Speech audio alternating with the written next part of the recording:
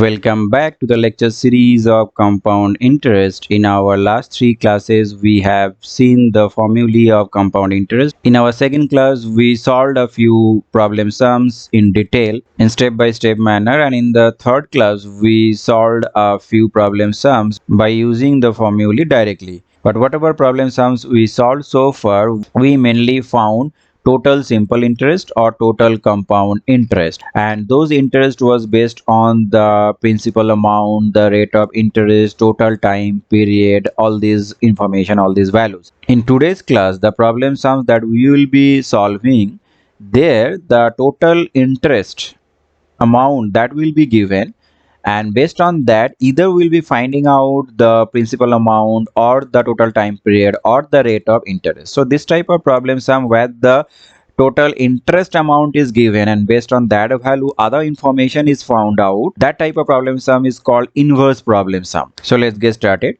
The first problem sum says the find the rate of interest or rate percent per annum if amount rupees 2000 becomes rupees 2315.15 in an year and a half, interest being compounded half yearly. So what are the information is given?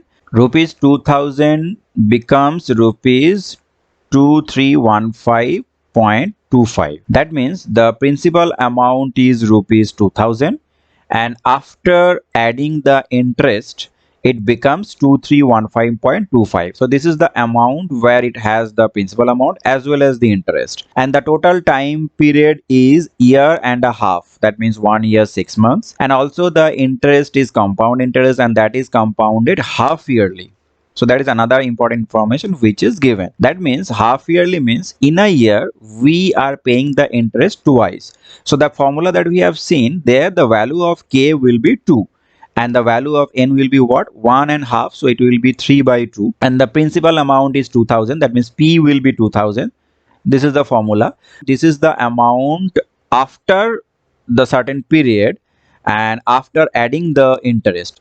So this amount as per this problem sum will be 2315.25. This is a value of p, the principal amount, initial principal amount is 2000, so p is here 2000. Then r, rate of interest, is not known to us and that needs to be found out. Value of k, it is given compounded half yearly, that means in a year we are paying twice, so value of k is 2. N is year and a half, that means 3/2. So a will be 2315.25. Then on the right hand side p will be 2000, then 1 plus r is not known to us, so we'll keep that as r, then 100, and the value of k is 2. Value of n is 3/2, value of k is 2, 2 cancel each other. Now we can simplify this way, that on the left side we have 2315.25 and that we can divide by 2000, and on the right side we will have 1 plus r divided by 200, and then the power is 3 here. So 2315, when that will be divided by 2000, that will be, the value will be 1.157 and then 62, and that will be 1 plus r divided by 200 and cube. So if we want to find this value, means 1 plus r divided by 200, this much value, then we have to find the cube root of the value that we have on the left side in the previous line. So 157625, then cube root of that value. Since the cube of this value is this much, so this value will be 1.05. Now if we simplify further, then r divided by 200, that will be 1.05 minus 1, that means it will be 0.05. So r will be then 0.05 multiplied by 200 and that value is 10. And since r is a rate of interest, so r will be 10%. Now the next problem sum says the difference in simple interest and compound interest on a certain sum of money at 6 and 2/3% per annum for 3 years is rupees 46. Determine the sum. Sum means here the principal amount. So in this problem sum, we need to find the principal amount based on the other information. So here even the total interest amount is not known, but their difference is known. So we can say that some information is given based on interest, and also the total time frame, which is 3 years, that is given, and also the rate of interest is given, which is 6 and 2/3. Again, this problem sum is based on two types of interest: simple interest and compound interest. So what we will do is we will find the total simple interest and total compound interest separately, and then we will take the difference, and in both the cases the rate of interest will remain same, and that is 6 and 2/3. And for both the cases the total time period is also same, that is 3 years. First, we will find the simple interest followed by compound interest. Now, this is the formula of total simple interest, where we know that P is the principal amount, R is the rate of interest, which is 6 and 2/3, N is the total time period which in years, which is 3 years or 3. So, simple interest we can find this way, that the total principal amount which is not known, so we can assume that as P. Rate of interest is 6 and 2/3, that means it will be 20 by 3.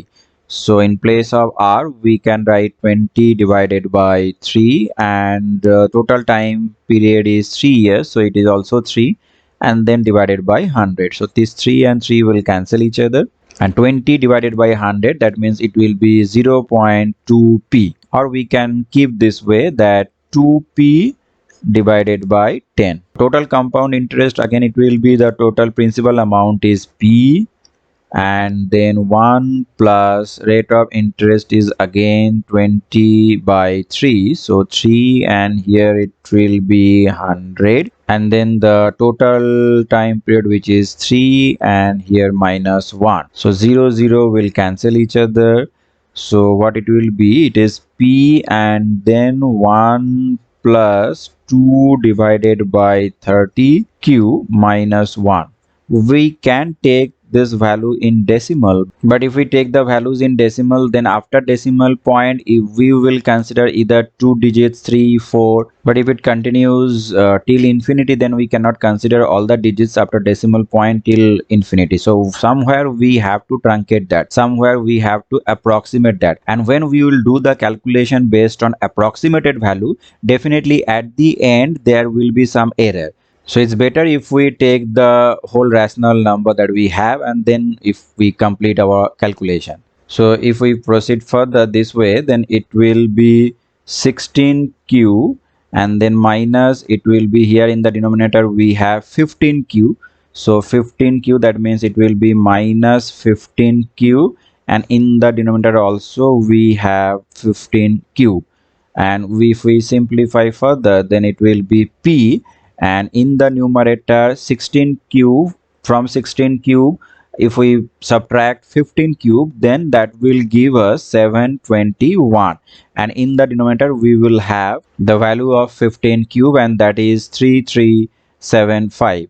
So this is the total compound interest as per this problem sum, and this is the total simple interest, and the difference of these two interests that is given, which is 46. And definitely this compound interest for this particular problem, the compound interest will be more than the simple interest. So we can write this way, that 721p divided by 3375, which is the total compound interest. From that value, if we subtract the total simple interest 2p divided by 10, then that will be equal to 46. And if we further simplify this, then we can easily find the value of p, which is the principal amount. So if we simplify further, then it will be finally 3375, and that will be in rupees. Now the next problem sum says the compound interest on rupees 1800 at 10% per annum for a certain period of time is rupees 378.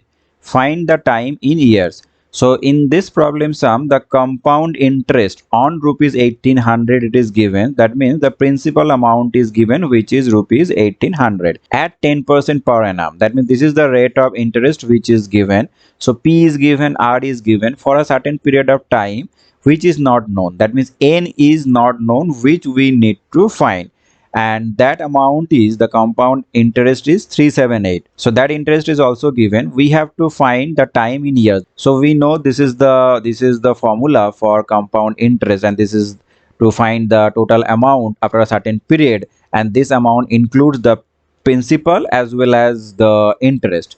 And here we know that k comes when we are compounding the interest more than once in a year. Now here the principal amount P is given, which is rupees 1800. Total interest that is given as 378. So if we add these two value, then amount we can find after a certain period. So it will be principal amount plus the compound interest. So principal amount is 1800 and the compound interest is 378. So it will be 2178, and definitely that will be in rupees. So this a has been found out, p is known, and r is given, which is 10%. So value of r is 10. But what about the value of k? Since the how many times in a year we are compounding that interest, that is not given, and it is also not exclusively mentioned that this is compounded annually. So we'll assume that since it is not mentioned, so we will assume that the interest is compounded annually. And if it is compounded annually, means in a year we pay the interest only once, so the value of k will be 1. So in the formula, this n will remain in the power and this value of k will be 1 only. So the formula that we will be using is amount A, which is how much? That is 2178.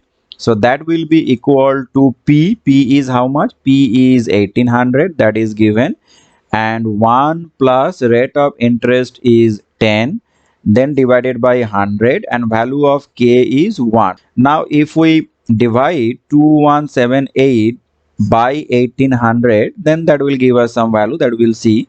And on the right hand side we will have 1 plus 10 by 100, that means it will be 0.1 and to the power n. Now if we further simplify, then 2178 divided by 1800, that gives us 121 divided by 100. And on the right hand side we have 1 plus 0.1. So 1 plus 0.1 means that is 1 plus 110 to the power n, and it will be 11 divided by 10 to the power n. And if we rearrange this, then 11 divided by 10 to the power n, we can write this way: 121 by 100. We know 121 is the square value of 11 and 100 is the square value of 10. So we can write this way: 11 divided by 10 and square of that. So what we can see is here the base is same, 11 by 10, and the power then we can equate. So if we equate the power, then easily we can say that the value of n will be 2, as their base value are same. Now the next problem sum says that Tinku borrowed from Dinku a certain sum at a rate for 2 years on simple interest. He lent this sum at the same rate to Konku for 2 years on compound interest. At the end of 2 years, he received rupees 210 as compound interest, but paid rupees 200 as simple interest. Find the sum and also the rate of interest. So this type of problem sum we have already seen, we have already solved, where on the same principal amount at the same rate and for the same time period, we calculated simple interest and compound interest separately, and then we proceeded as per the requirement. So here also we will simplify, we will find the simple interest first and then it will be followed by compound interest. The formula that we have on the left, here we in place of simple interest we will put 200, that is given, and we need to find the sum means the principal amount and the rate of interest. So here in the formula, as per the formula, p is the principal amount and r is the rate of interest. These two values are not known to us, and we will assume the principal amount as p and rate of interest as r. So we will write this way: p multiplied by r and n, the total time period, which is 2 years. So that is 2 divided by 100. So if we simplify further, then from this relationship we can find the value of P and R, means P multiplied by R, and that will be 200 multiplied by 100 cross multiplication and divided by 2. So it will be another 100 here, so it will be 100 and 2 more zeros. So this is the value of multiplication of P and R, principal amount and rate of interest. Now from the formula of compound interest, what we can find is the total compound interest that is given. So in place of that we can write 210, and on the right side of that formula we don't know what is P, what is the value of P, so we'll keep that as P. And then 1 plus rate of interest is not known, so that will be R, and divided by 100, but the total time period is 2 years, so 2 minus 1. Now one concept that we can apply here, that we have learned in algebra, that P, and then it can be, we can use the formula of A plus B then whole square, and if we apply that, then it will be A square, that means 1, and then plus 2ab, so 2a and b value is r divided by 100, and then plus b square means r square divided by 100 square, so 100 and 2 more zeros. And then we have, as per the formula here, minus 1.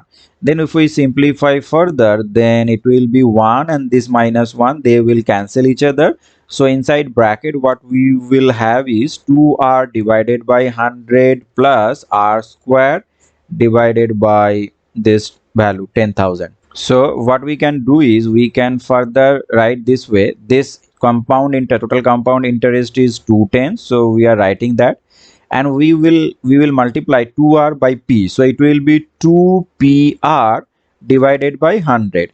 And what is the value of pr? We have already calculated, that is 10,000. So in place of pr, here I am directly writing 10,000, so it will be 2 multiplied by 10,000, and then we have r square p r square, and then we have this value 100 multiplied by 100 means 10,000, or directly we can write, so 10,000.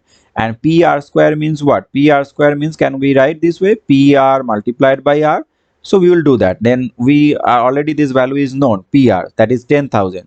So in place of this, in the numerator what we can write is 10,000 and then multiplied by r. So if we simplify further, then 100, then it will be 100 only, 20 will cancel each other, 10,000 will cancel each other. So on the right side we will have 200 here, and then it will be only r, and on the left side it will be 210. So if we simplify further, then it will be what? R will be only 210 minus 200, and that will be 10. And since R is the rate of interest, so it will be 10%. And that is how we simplify this type of problem sum. So I hope this class was interesting and meaningful for you. You have learned a lot from this class. So see you in the next class. Till then, stay healthy and stay safe. Thank you.